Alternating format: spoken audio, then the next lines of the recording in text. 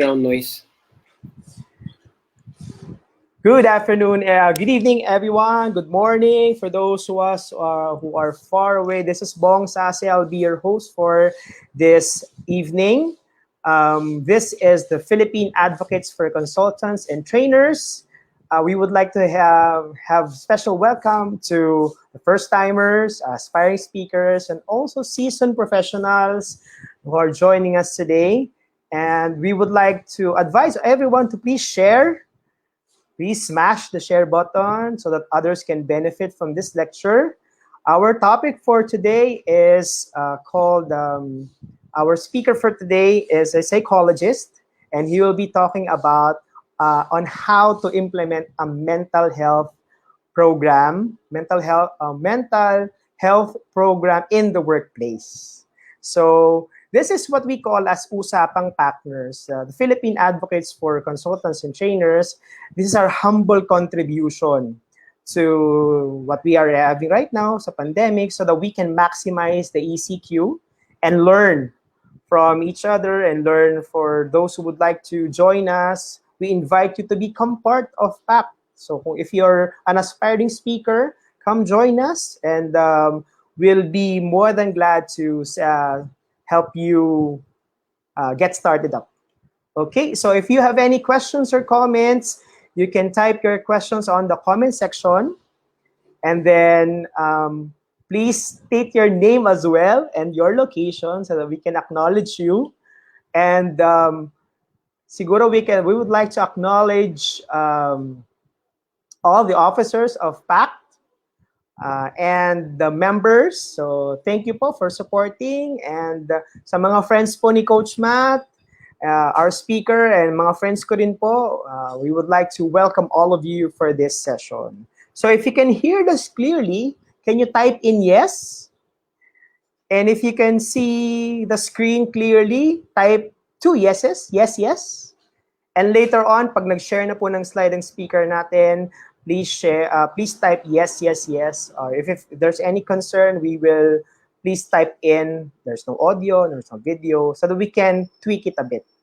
So again, my name is Bong Sase, and let me have the honor of welcoming our speaker. Our speaker is a psychologist, a consultant, and motivational speaker. Let's all give a virtual round of applause to Coach Matthew Dome. Right, good evening. Maraming salamat sa iyo, Sir Bong, for organizing and for helping me out for this webinar. And of course, maraming salamat sa ating mga partners sa PAC, the Philippine Advocates for Consultants and Trainers. So, Sir Bong, kumusta naman? Okay naman, okay. Mukhang talagang summer na. So, summer na talaga. Kaya nakapolo ko ngayon, pero sobrang init eh. Ayan, ang tawag po na sa mga forma natin ngayon ay tiis pogi. So I'm glad at least nabigyan mo po kami ng time. I know that you are very busy also. So thank you for the opportunity to learn. And kailangan talaga nating maghanap ng paraan para to convert our services online eh, no? So we would like to welcome our early birds. So as we begin, so the format of the program will be syempre konting introduction, then we'll have the meat of the talk, and then later on we will be having question and answer. If you have your questions, i-type na po nyo kagad sa comment section. We are live on the PAC page, so we'll be able to read that as well. And maganda po niyan is we can have an interactive session. So again, let's all welcome our speaker for tonight, Coach Matthew Dome. Take it away, right, sir. Una sa lahat, good evening. Good evening sa mga nanonood. And again, thank you very much sa lahat, like our partners, the Philippine Advocates for Consultants and Trainers. We are as a members, I'm so thankful that the group is being so truthful to its mission to give positive impact to our society, to the Filipino society, even despite this ECQ. So, wag na tayong magpaligoy-ligoy pa. I will make this presentation short but meaty para sa mga nanonood ngayon ay matutunan natin, makuha natin, mag-gets natin yung pinaka-gist nitong ating topic. So, ipopost na natin. Sir Bong, parang hindi pa naka-post yung aking presentation. Sir Bong? Ayan. Ayan, sir. Okay. Medyo go na po. I've already shared it. Okay. All right. All right. So the title of my presentation is how to implement an effective mental health program in the workplace that benefits the employees, the HR, and the boss. Of course, ito ay para basically parang pinaka-audience na dito sa ating presentation is yung mga HR at saka yung mga ating mga safety officers. And of course, yung mga employees din at yung mga employers, yung may mga businesses at kasi apektado tayo dito sa batas na ito. Mamaya i-introduce ko ano yung batas na yon. And basically, I will just show you a very effective strategy that will make your mental health program in the workplace beneficial, not just for the employees, but also for the HR, and of course, for the boss. Right? So bago yan, papakilala ko muna ang aking sarili. So I am Coach Matt Doming, or simply known as your mental health partner. So I am a psychologist, trainer, motivational speaker, and consultant. Presently, as the master trainer of MPsych services, ang ginagawa ko po ay to partner with different companies to give to give mental health services such as mental health screening, mental health training, and counseling or psychotherapy sa mga employees natin. Alright, so ayun, again, ito yung title ng ating presentation, how to implement an effective mental health program in the workplace that benefits the employees, the HR, and the boss, of course. Alright, sige. So ito muna yung ating webinar flow. So yung flow natin, of course, yung introduction. So I will first introduce why mental health is very much important in the workplace, how to properly understand employee mental health, kasi maraming mga misconceptions and misunderstandings about dito eh.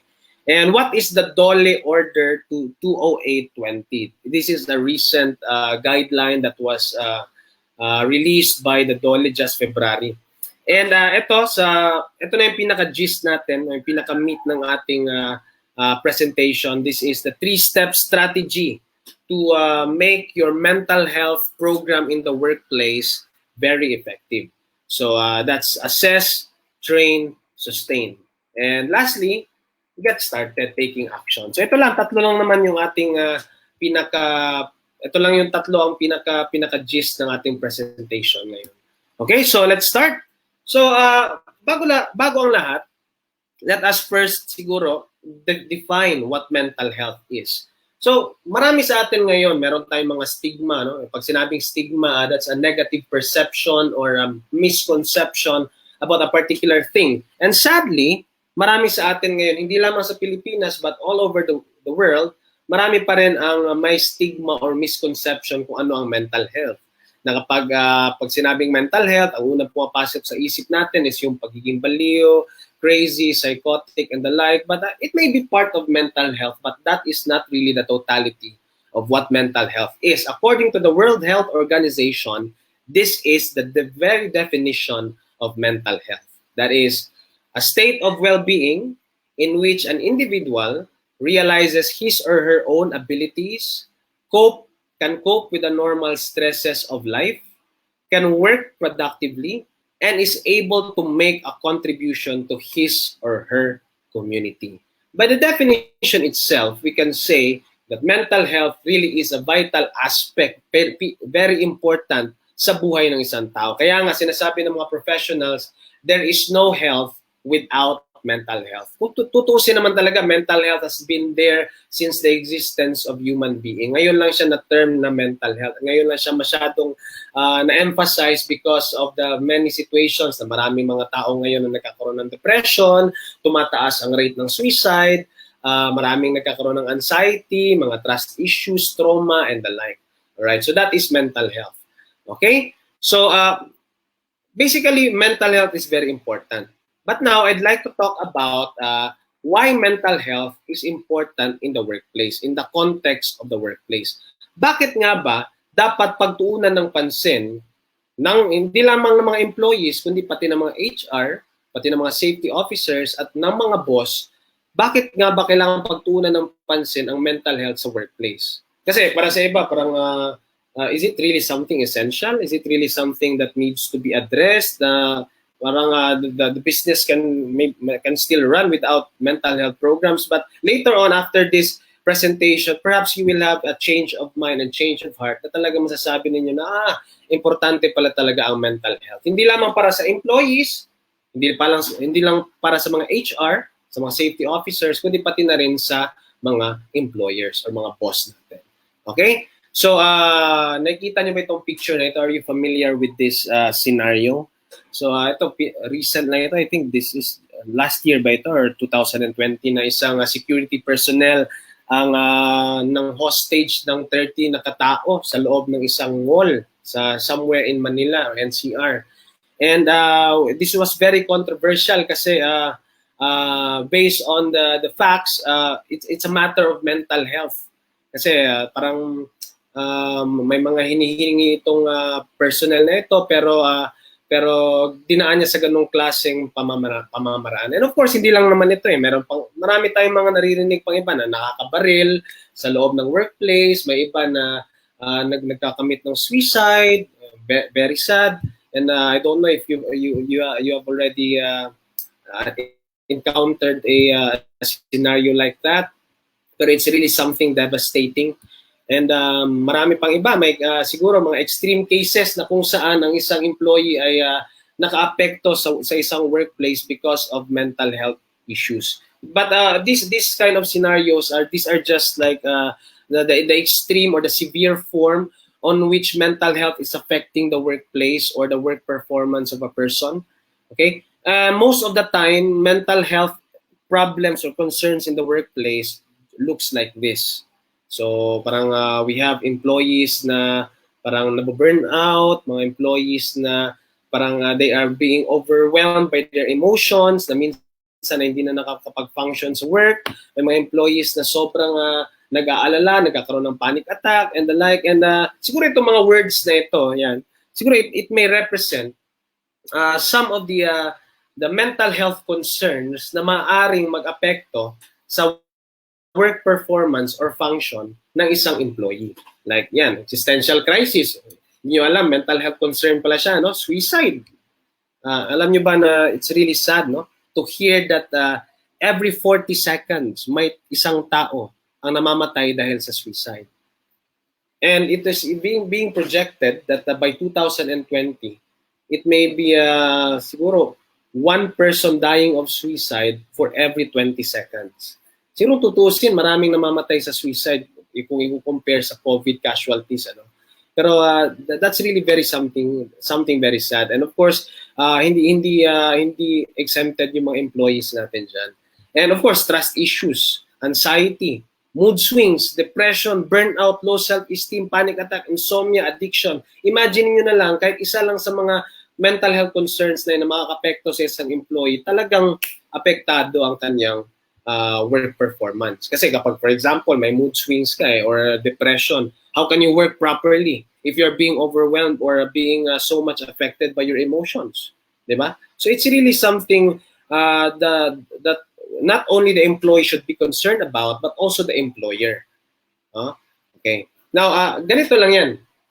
In short, kapag mababa ang mental health ng isang employee, bababa din ang work performance. So alam na natin kung ano ibig sabihin kapag bababa ang work performance, bababa ang productivity, tataas ang absences, or maraming masasayang na oras kasi syempre hindi niya ma-maximize yung kanyang skill kapag siya ay emotionally distressed. So, ang ibig sabihin lang yan, for the company, may mga employees na hindi nakakamit ng deadline, ng mga quota, ng mga requirements, so most likely bababa din ang profitability ng isang company.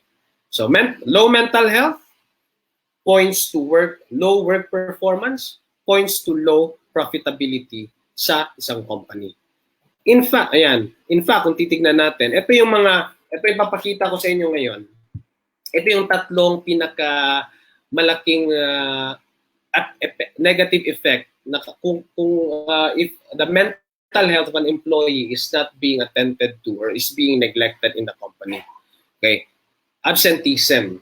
Absenteeism will rise. Tataas ang absenteeism ng isang employee. Yan, alam naman natin na talagang pag nag-absent ang isang employee, talagang bababa ang productivity. That is a bad news to the company. We don't it is really something very sad if our employees keeps on absenting, nagiging pattern na siya. And aside sa absenteeism, meron din pala tayong tinatawag na presenteeism. Bagong term ko lang ito na nakuha, pero meron palang tinatawag na presenteeism. Ito yung phenomenon na kung saan ang isang employee ay pumapasok na sa isang company pero hindi niya na ma-maximize ang kanyang work performance kasi siguro may sakit na nararamdaman o di kaya ay kung in terms of mental health, emotionally overwhelmed or distressed na hindi niya na because of those emotional distress, bababa ang productivity, hindi niya ma-maximize ang work. So kung titingnan natin doon sa pie graph, mas malaki ang effect ng presenteeism compared sa absenteeism. Pumapasok na sa trabaho, pero hindi naman ma-maximize ang kanyang work performance because of some mental health concerns. And high attrition rate din. May mga employees tayo na bigla-bigla na lang nagre-resign. Kung tatanungin natin, bakit ka magre-resign? Parang hindi fit sa akin yung culture or di kaya masyadong matrabaho. So, most likely high attrition rate in the context of mental health speaks of some employees who have perhaps an unstable resilience. And when we talk about resilience, that will boil down to mental health. Okay, so these are just some of the biggest negative effect kapag hindi natin napangalagaan ng tama ang mental health ng mga employees natin. At kung titingnan natin, itong tatlong ito din yung mga tatlong headaches ng mga HR personnel natin.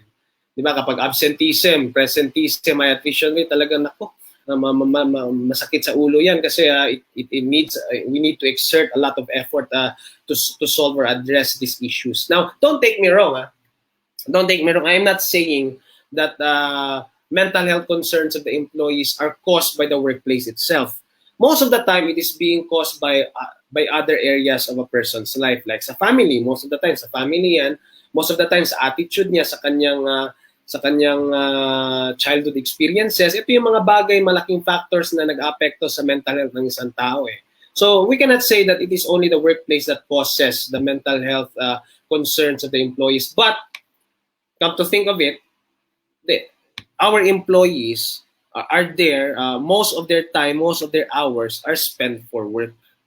Ibig sabihin, malaki 100% chance na kahit hindi man galing sa workplace, hindi man yun ang naging factor ng kanilang mental health problem, ay malaki ang chance, 100% chance na maapektuhan ang kanilang trabaho.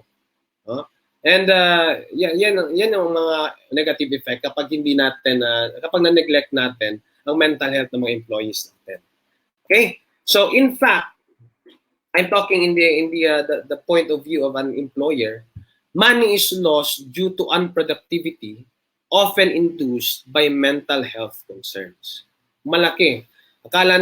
So perhaps we need to think twice, no, that I heard some people, some employers saying na hindi naman talaga importante yan, but think twice because money is actually lost when we neglect the mental health concerns of our employees. And by the way, the estimated cost, based on research, the estimated cost of lost productivity due to depression alone across the 36 largest countries in the world, every year po ito, is $925 billion, equivalent to 50 million years of work. Kita niyo po yan? If we neglect the mental health of our employees, we lost money in terms of business. So it is not just an issue about the employees and the HR, it is also about the employers themselves. No? Kasi if they want to take care of their business, they need to take care of their most important asset, who are the employees. Di ba? And sometimes, most of the time, employees are being overwhelmed by mental health concerns. Kita niyo yan, $925 billion a year. 50 million years of work ang equivalent niyan. Hindi biro po yan. No? So, ibig sabihin, kapag binigyan lang natin ng, nag-invest lang tayo sa mental health program ng tama, we can just imagine the increase of our profitability as a company. Okay? So, now, let's answer this, how to properly understand employee mental health. So, kanina, define natin yung mental health that applies to all. But now, how do we properly understand employee mental health? So, mental health is not just about depression, it's not just about suicide, it's not just about psychotic experiences, but just try to look at this mental health continuum. Lahat tayo, meron tayong mental health. All of us have mental health. Pero, nagkakaiba tayo ng level. Okay? And most of the time, we fluctuate from one level to another. In this mental health continuum, kung titignan natin, meron tayong 1, 2, 3, 4, 5, 6 levels. Ang pinakamababa sa lahat ng levels na yan ay itong severe. Ang pinakamataas, optimized. Ang pinaka-ideal para sa mga employees natin na tumaas o maging optimal level ang kanilang work performance, dapat nasa level sila ng optimized mental health. Okay? And based on my psychological assessment in many companies now, in fairness naman, karamihan sa mga employees nasa normal level. Okay? Nasa normal level naman. Siguro nasa 60% ng mga employees nasa normal level.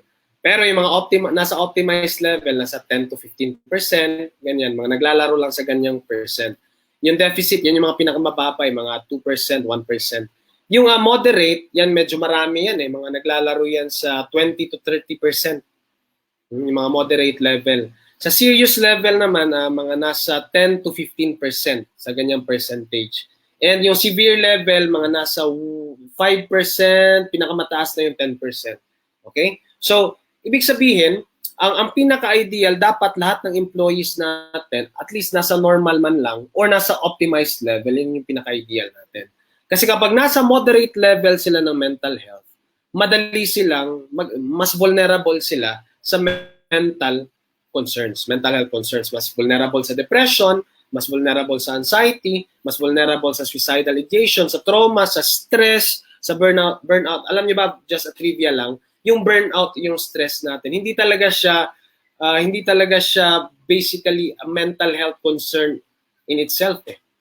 It is an indicator na kapag mabilis ma-burnout o ma-stress ang isang tao, most likely meron yang looming or meron yang siguro deep inside that person, meron pa yung mas serious mental health concern. Maaring depression, anxiety, o trauma.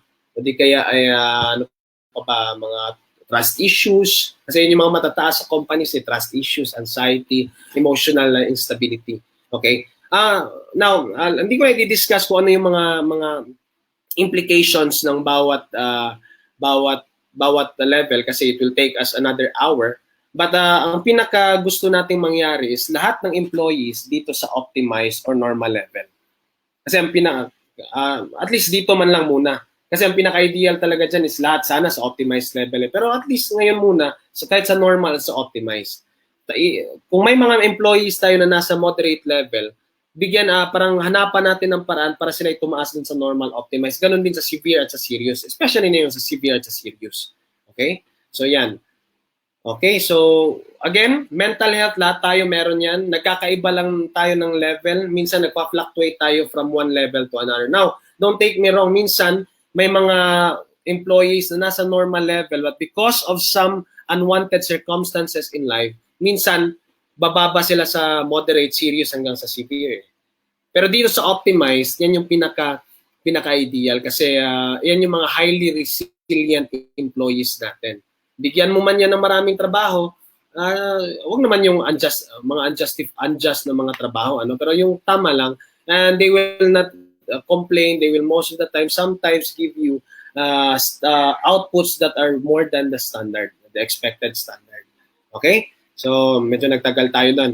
Pero this is the rule of the thumb in implementing an effective mental health program. If you want, you know that the mental health program that you are implementing is effective if it moves up the mental health of the employee to the optimized level. Pinapataas mo yung mga nasa severe level na tumataas papunta sa normal, then optimized. Diba? Ganon din sa mga serious, towards normal, optimized. Ganon din sa moderate, normal, optimized. So ganon, malalaman natin na effective yung mental health program natin if it moves up the employee to the mental health continuum. Okay? Now, when effective mental health programs are implemented, employees become more happy, less headache for the HR, and more profitability to the company. In short, effective mental health program equals to happy employees, happy HR, and a happy boss. So, dito pa lang, talagang it is really vital for every company to implement an effective mental health program. All right. Now, let's go to the DOLE Order 20820. So, this is a recent order released last February 11, 2020. So, ang napakaganda dito is binigyan, kasi although the Mental Health Act was implemented months before, pero ang mga HR natin, mga safety personnel natin, ay parang nag-confuse sila kung paano i-implement talaga ang mental health program sa workplace. But because of this order, mas naging malinaw. So, ano ba, isa-summarize lang natin itong DOLE Order 20820. So, ang sinasabi ng DOLE Order 20820 is, of course, it applies to all workplace and establishments in the private and formal sector. So, lahat ng companies talagang nasagasaan ng order nito. And it is mandatory and shall be met with legal penalty if violated or neglected in accordance to RA 11058. So it is what this order is saying is it is mandatory and it is required for all companies to implement a workplace mental health program. Sinasabi ng order na ito na kailangan pangalagaan ng mental health ng mga employees sa company. So, of course, it is the duty of the HR department to implement these guidelines. While the safety officers, sila yung mga nagmo-monitor kung meron ba talagang program na implement, and it is the HR department that will implement the workplace mental health program in the company. Okay? Now, again, just to summarize, this order asks companies to identify and manage mental health problems in the workplace. Sabi nga doon na employees are encouraged to disclose some of their mental health issues para mabigyan at mabigyan agad ng pansin. And sinasabi din sa order na ito na bawal i-discriminate ang mga employees na merong mental health concerns, either depression man yan, anxiety, or whatnot. Bawal sila i-discriminate in terms of hiring, promotion, and other work-related activities. And again, it asks to provide support to workers who are at risk or with mental health conditions. Saglit na, inom lang muna ng tubig. Okay. Then, it also asks to promote workers' mental health through trainings and other programs. And, of course, raise awareness about mental health and reduce stigma about mental health. And train HR and safety personnel to help detect and help those with mental health issues. So, ito yung pinaka-gist ng ating batas kung babasahin natin. Okay? So, penalty, of course, kailangan din natin pag-usapan ito para, yan, because it will be met with the legal penalty talaga. So, dito na lang, kapag hindi na-implement itong program natin at na randomly bumisita yung DOLE personnel at nakitaan nila na hindi pala nagkaroon ng program, the penalty is a total of 60,000 pesos for each succeeding days of violation. Okay? So yun yung sinasabi ng batas na ito. Right. Now, ngayon, let's proceed to this 3-step strategy for an effective mental health program in the workplace. Again, the rule of the thumb again is for a mental health program in the workplace to become effective, it must move up the employee towards the normal or to the optimized level in the mental health continuum. So itong 3-step strategy, this will show you how to do that exactly. Okay? So, ready na ba kayo? Right. So, ito na yung 3-step natin. We can summarize this 3-step strategy as assess, train, or sustain. And sustain. Step 1 is assess, step 2, train, and step 3, sustain. Alright, so let's go to step 1. Ano ba ang assess? Right. So, it's always best to start with assessment. Kahit saan naman talaga yan eh. Kahit saang larangan. Kahit anong klaseng program or project, an effective project or program must always start with evaluation assessment. Dapat tinitingnan muna natin kung ano yung dapat nating i-address. Okay? So, bakit kailangan natin mag-start with assessment? Again, less trial and error and more money saved. Kasi kapag hindi tayo nag-assessment, implement lang tayo ng program na hindi tayo nagkaroon ng prior assessment, marami tayong mga trial and error dyan eh. Kasi we often miss the target. Yeah, we often miss what really the company needs. Kasi siguro nag-implement tayo ng program pero yun pala in the first place hindi naman pala yun yung kailangan ng mga employees natin. So it will always start with assessment. Okay? So the best way to start with assessment is to let all employees undergo mental health screening. Okay? Pero of course, hindi ito pilitan, no? Kung sino lang yung gustong yung mag-voluntary, gustong mag-undergo sa screening na yan. So mostly, itong mental health screening, sinasagawa ito ng mga professionals. Hindi ito basta-bastang kayo-kayo lang ang gumagawa. By this time, you really need to ask assistance from external agencies like mental health service providers to help you with this mental health screening. This is to test their risk or tendencies to develop several mental health problems that commonly affect work performance. Okay? So, ito yung mga pinaka-common mental health concerns. If we want to undergo our employees with mental health screening, make sure that we screen them their risk or if ever they're already currently undergoing these several mental health concerns. Ito yung mga pinaka-common kasi na mental health concerns na nakaka-apekto ng work performance. Anxiety, depression, trust issues, emotional instability, existential crisis, anger issues, burnout, suicide, trauma. Yan yung mga bagay na kailangan nating, yan yung mga mental health concerns na kailangan nating i-screen yung ating mga employees kung meron ba sila niyan.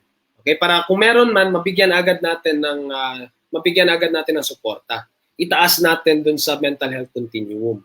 Okay? Para kasi hindi natin dapat pabayaan yung ating mga employees because they are also our responsibilities. And of course, again, the implication to the company is also very important. Right? Now, make sure that the testing tool being used by any of the mental health providers, it must be reliable, standardized, and backed by research. For example, kukuha kayo ng mga external agencies like mental health providers, dapat tanungin nyo muna kung ano yung ginagamit nilang tool.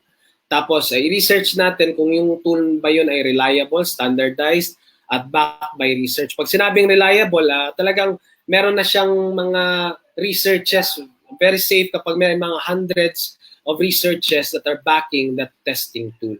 Okay? That mental health assessment tool. Now, yan. So, assessment, again, hindi siya basta-bastang sinasagawa kasi kumbaga sa physical exam pa, it must be done by a professional. So, sino man nakakagawa niyan? Most likely, mga psychologists. Okay? Mga registered psychologists. Right? Now, step 2. So, tapos na tayo sa train, sa assess. Ngayon, let's go to train. So, this is the step 2 of our 3-step strategy for an effective mental health program in the workplace. So, make sure that when you give trainings, it must be designed to equip employees with skills and knowledge on mental health that both targets these two. It must prevent mental health concerns from developing and promote a mentally healthy life. So, dapat yung mga trainings natin na ibibigay natin sa mga employees natin, swak sa dalawang ito. Prevents mental health concerns from developing and promote a mentally healthy life. Okay? So, these are some of my recommended training programs para at least yung mga employees natin talaga masuportahan ng kanilang mental health. So first is mental health awareness for all employees. Bakit ito importante? Meron tayong mga EAP or employee assistance program sa ating companies, right? Pero ilan lang ba ang lumalapit dito para mag-open up? Di ba? Minsan wala nga eh. Minsan nilalangaw. Minsan meron tayong mga mental health programs na ini-implement, pero bakit walang masyadong sumusuporta, walang masyadong nagbe-benefit nito or parang talagang assertively kumukuha nito? It's because hindi sila masyadong familiar kung ano ba talaga ang mental health. Marami pa rin ang natatakot na pumunta sa mga counselors, sa EAP. Marami ang nahihiya. Parang because they are so full of stigma, they're so full of misconception. At yung mga tao sa paligid, di ba? Marami ding mga misconceptions. Kaya minsan nahihiya, ayaw na ng mga employees na pumunta sa mga or mag-avail ng mga ganitong klaseng program. But imagine it if all employees have the same language in terms of understanding mental health. Di ba? Kung lahat sila nakakaintindi kung ano ang mental health, most likely they will support one another to avail these programs. Okay? Then the mental health awareness program or training must get rid of stigma and misconceptions, must clarify what mental health really is, and will also orient the employees about the common mental health disorders that are affecting them. And self-help ways to promote mental health and deal with people with mental health concerns. Another recommended training program is the tailored fit mental health training. Now, dito na natin ma-appreciate kung bakit kailangan natin magsimula sa assessment. Okay, kasi yung mental health awareness talagang dapat lahat na nabigyan nun eh. Pero ito, based on the assessment done addressing the common mental health concerns of the employees in the company, kung ano yung nakitang mental health concern doon sa assessment, siguro yun yung pagtuunan natin ng pansin. For example, nakita natin, ay, marami pala sa employees natin ngayon ang nagkakaroon ng tendency towards depression. Kaya gumawa tayo ng mga training na magta-target or mag-a-address doon sa tumataas na level ng depression ng ating mga employees. So di kaya, for example, ay, mataas yung trust issues. Well, very common yung trust issues sa company, no? So paano kaya natin gagawan ng paraan or paano kaya natin iti-train yung mga employees natin para bumaba yung kanilang mga trust issues. Okay, so that's the beauty of assessment because you have a tailored fit mental health training.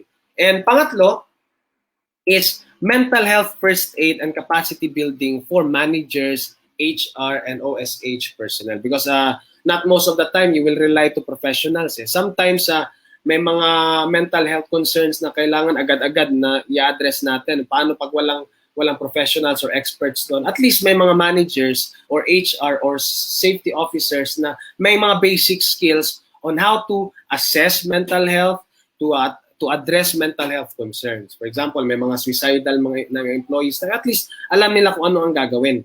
Hindi sila mangangapa, hindi sila kakabahan. Okay? So it equips them with the skills on how to deal with employees suffering or at risk of mental health concerns. All right.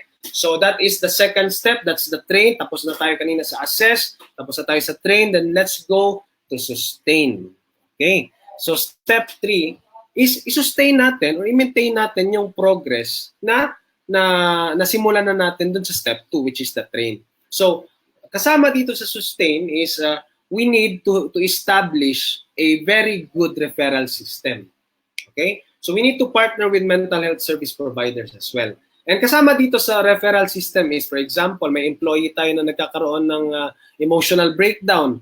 So sino ngayon ang mag-a-address nito? I-refer ba dapat ng manager sa HR? Ang HR, i-refer ba sa mga mental health providers? Kailan ba i-refer? So mga ganong klaseng bagay kung paano dapat magkaroon tayo ng proper referral system.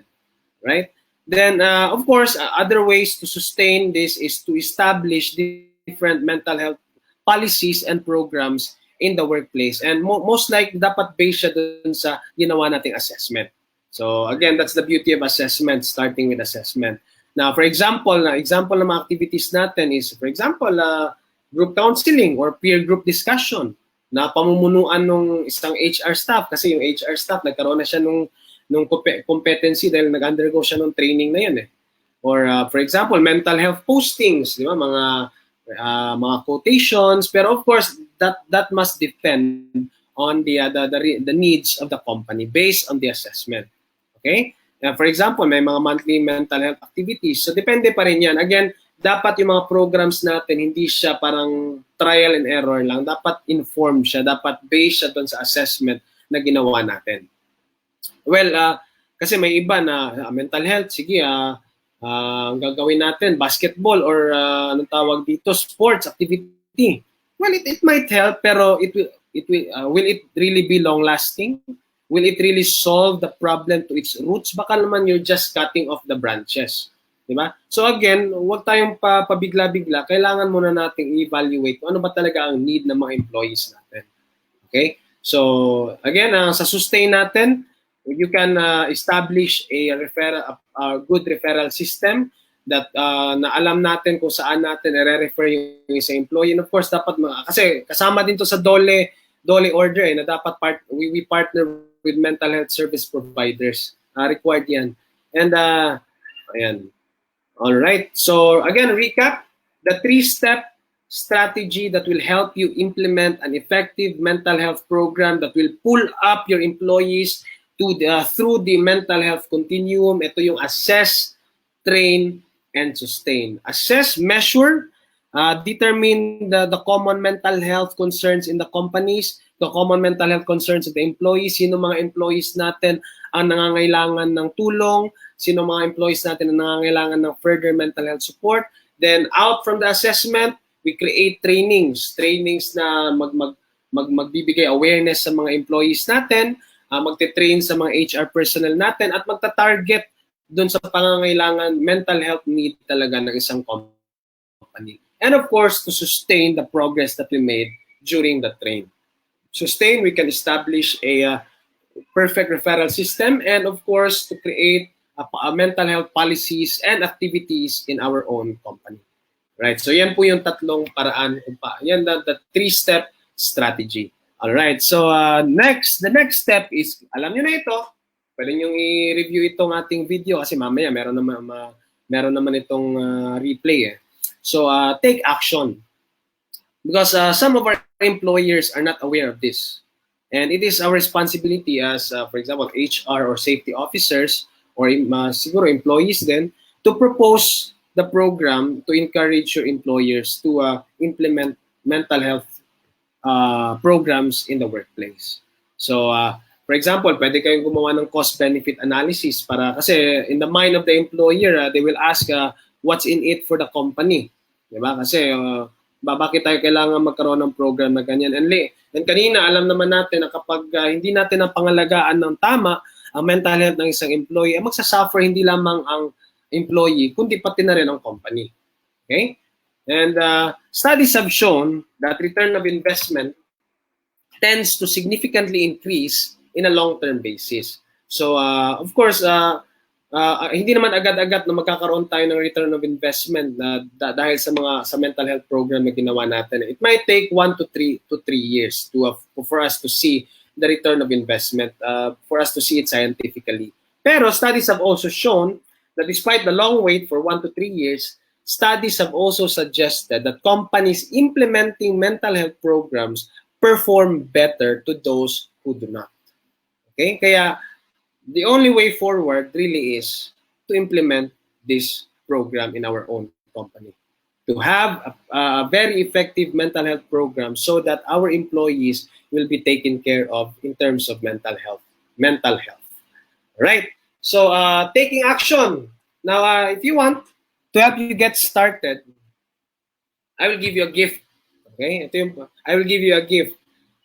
I will facilitate a free workplace mental health assessment to your employees and determine the common mental health concerns in your company as a step. So this is free. So ang makukuha nyo dun sa workplace mental health assessment na yon is it can determine the common mental health concerns of your employees. Ano bang mas mataas? For example, this is confidential. Isa ito sa mga sample ng free workplace mental health assessment. So makikita natin dito mataas ang trauma, no? Dun sa company na 'yon. Ito yung sinasabi ko kanina, yung mental health issue, medyo common siya. Kasi karamihan sa mga companies na naka-partner sa akin, medyo mataas talaga eh. Siguro sa buong company sa Pilipinas siguro ano. Anxiety is also very high. And not just that, aside from this, learning the common mental health concerns in your company, you also come to learn about the top, ano yung pinaka-mataas. Like for example here, ayan, anxiety, trust issues, emotional instability. And with the assessment, it will also tell you kung saang level ang karamihan sa mga employees. For example, dito sa anxiety, most of the employees fall in the moderate eh. Ayan no, mas marami nga yung moderate. Yung normal nasa 39 lang. Yung optimum nasa 37. Yan, yung moderate medyo mataas. Okay, so pag sinabing moderate, ayan, experiencing some stress and are worried, sensitive, and reactive. Ayan.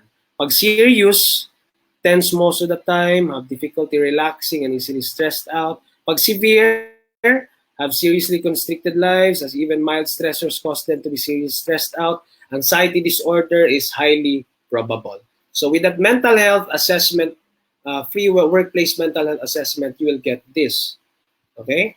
And yan, it will also tell you how many employees need further mental health support. And critical items, malalaman din natin ito. For example, I have trouble falling asleep, 86 out of the 100 something test takers. Yan. And meron din ito because the Data Privacy Act or kahit sa Code of Ethics namin, confidential talaga dapat ang result ng isang employee, ng kahit sino na magte-take ng psychological test. That is really very confidential. Ang makakabasa lang ng result na yon yung mga taong pinapayagan ng employee na yon. Pero sometimes may mga pagkakataon na yung confidentiality na yon ay ma-void, especially kapag life-threatening yung situation ng isang tao. For example, this one, kapag mataas ang suicidal level, we will also report kung sino sa mga employees ang kailangan magkaroon talaga ng further mental health support or needs urgent attention. And also, a general recommendation kung anong pwede natin gawin kapag ang isang employee nasa moderate level, anong mga activities ang pwede nating i-implement or nasa serious level, severe level, normal level, optimized level. Okay? So yun. To help you get started, again, aside from this free webinar, another bonus, talagang pack na pack, ano? Sa dito, because Philippine advocates for consultants and trainers really want to give a positive impact to the society. So as a gift, register using this link. Siguro i-copy-paste ko na lang mamaya sa comment section natin para at least mas madali ninyong i-click yun. So to avail your free workplace mental health assessment and to start with assess, the step 1. Okay? And that's the end of my presentation. Umabot na tayo sa 1 hour. Ayan. Okay, so that's the end of my presentation. So, actually, grabe. Thank you very much, Coach Matt. Thank you very much, Sir Bong, for staying with me throughout the presentation. At yun sa mga nanonood. So, yun. I learned a lot. I hope all the audience learned a lot as well. I hope so. Maraming excited dun sa inyong mga bonus, ha? So let's just remind all of our viewers na we have a free assessment. Alam niyo po ba, nakaka-avail lang ng mga psychological test ay mga registered psychologist. And yung mga result nun, it takes, medyo expensive siya. But today, it's being offered by Coach Matt free because you actually, Sir Bong, kung bibigyan natin ng price itong free workplace mental health assessment, anong tawag dito? It will cost you 20,000. Woo! Grabe. And just because you're watching, because of the advocacy of Coach Matt, we're giving this as a free gift. At ang dami talagang bonus. Yan. As promised, later, as promised earlier, magkakaroon po tayo ng, konting minutes about Q&A. And I think we have, before we go through the Q&A, I'd like to acknowledge some of our viewers. We have Ading Lakbayan, si Miss J, Miss May from Saudi, Onin, Orsine, Jinky Kikay. So we would like to acknowledge also VP Roche, and then Christian Noel Abino. Ayan. So si Sir Adrian nanonood, ang speaker natin kanina, astig speaker. Thank you very much, mga viewers. Thank you very much. And Anra Rosales, very good topic daw. And we have a couple of questions here. Let's start with, start tayo sa question ni VP Roche. Sabi ni VP Roche, just want to get your professional opinion. What is the best way to terminate an employee that is absenteeism and presenteeism present? Yun. So, what is the best way? Talaga masasagot ko kasi I cannot really answer this, pero when we talk about absenteeism and presenteeism in terms of mental health, in the context of mental health, malaki talagang chance na kapag ang isang employee ay chronically nagkakaroon ng absenteeism or presenteeism, merong mental health concern na kailangan nating i-address. So siguro the best way is to assess first kung ano ba talaga nangyayari sa buhay nung tao na yon, bakit siya nagkakaroon ng ganung klaseng mga problems sa work. And of course, again, based sa law natin, we are not allowed to discriminate an employee kapag mental health concern ang pinag-uusapan. So let's find a way siguro how to handle absenteeism and presenteeism if it is really mental health concern that is causing that. So siguro it is our challenge, it is really our responsibility to do some steps how to help that employee in terms of mental health. Siguro upon doing so, medyo bumaba yung presenteeism and absenteeism. Pero kung ginawa na natin ang lahat, tapos hindi pala mental health ang problema, baka naman kailangan talagang i-fire yung employee na yun, ano? Kasi hindi naman mental health ang problema. Tama. Okay, so we hope that we were able to answer your question. This is VP Roche, our Vice President for PACT, Philippine Advocates for Consultants and Trainers. Our next question comes directly from Saudi.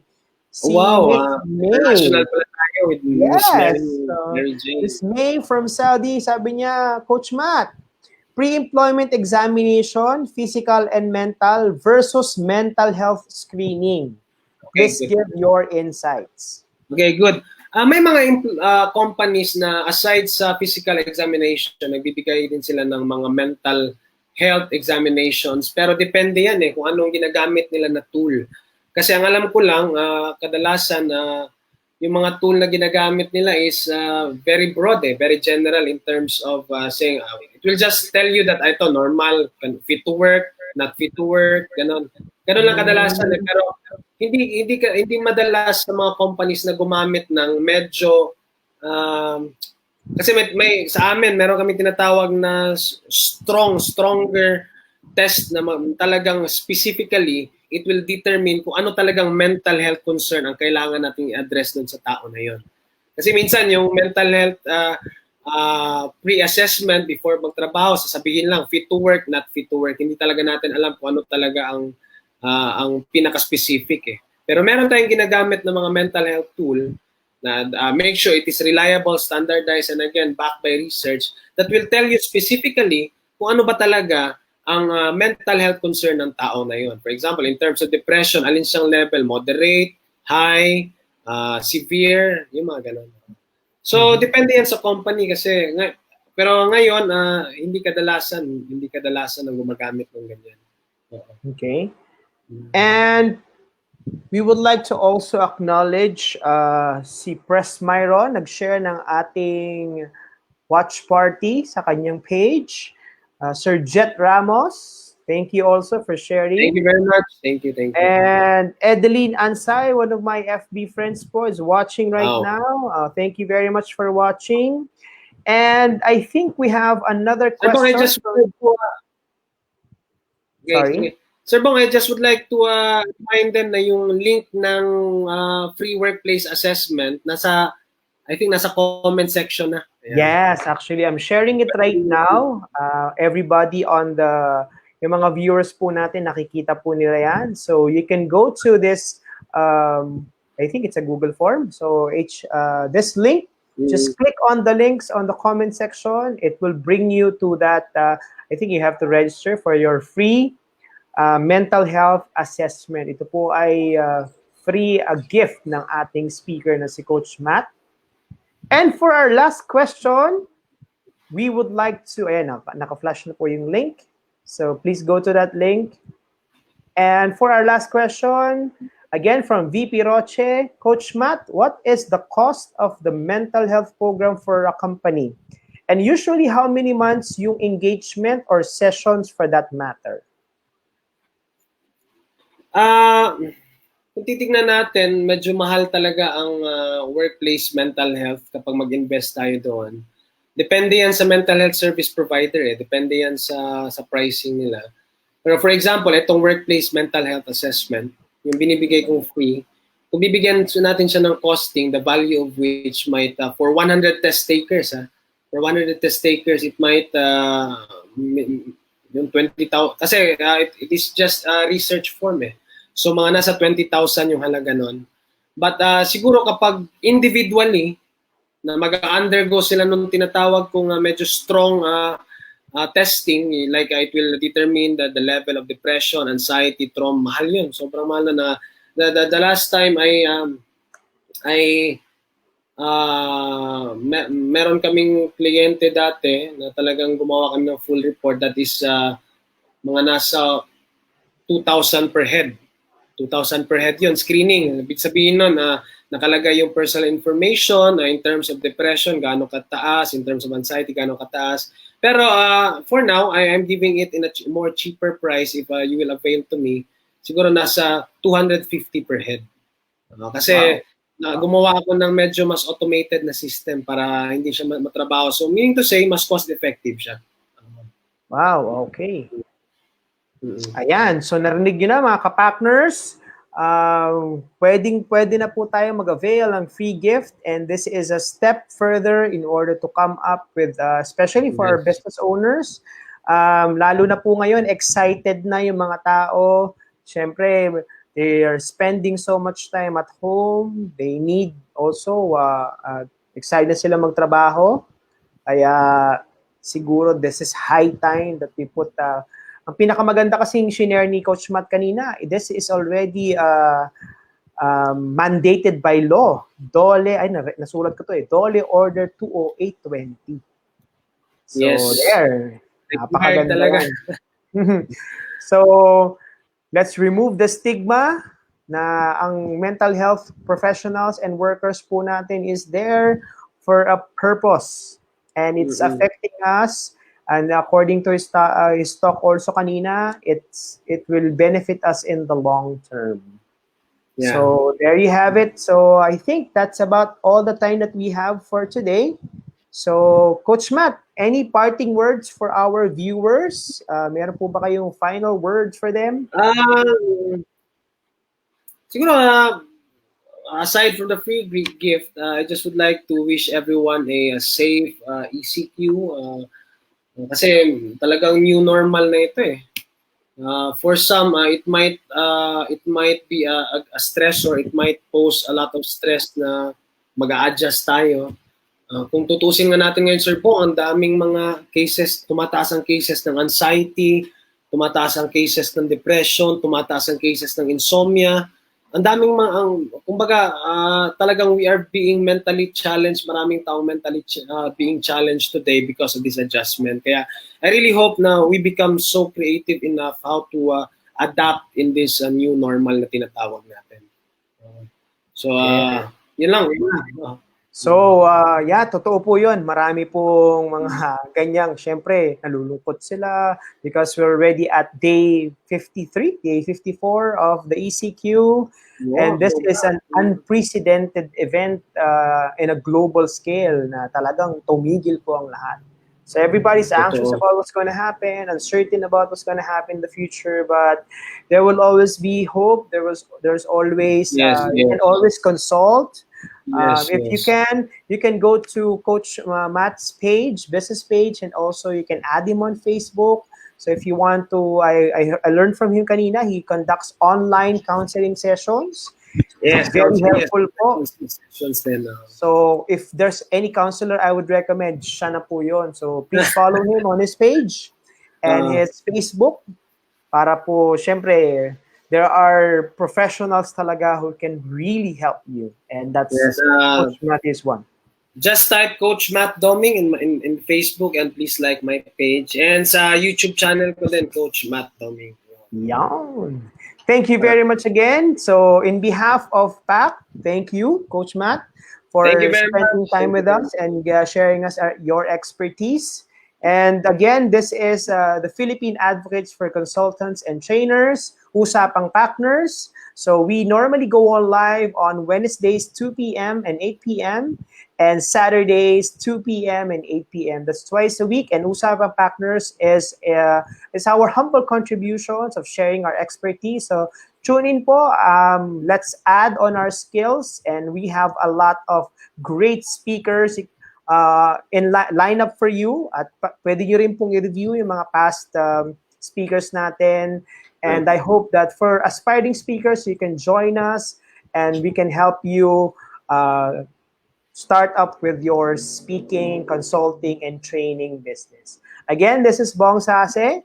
Let's give a virtual round of applause kay Coach Matt. Thank you very much. Thank you very much sa mga nanonood and sa mga sumusubaybay. And thank you very much for all of you watchers po. I hope you learned a lot and God bless to everyone and stay safe and stay home. Bye. Coach Matt, thank you. Yes, sir.